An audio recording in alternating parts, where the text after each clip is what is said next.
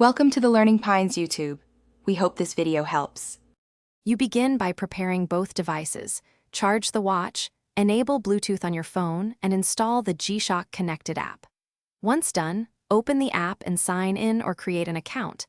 This stores settings and time sync info. Make sure the watch is awake and within about 1 meter of the phone.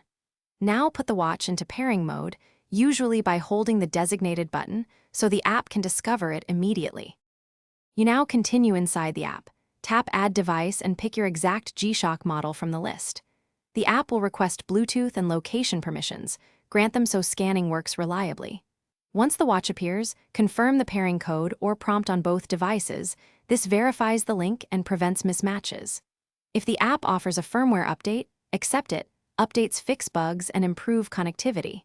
Keep the watch and phone close until finish by confirming the time zone, and notification settings synced to the watch. These are why you paired in the first place. Customize which app alerts, watch faces, or world time presets you want, then test notifications with a quick message.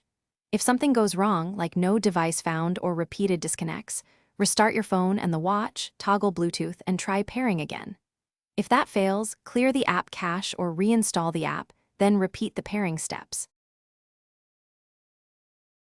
Thanks for watching. Consider subscribing if we helped you.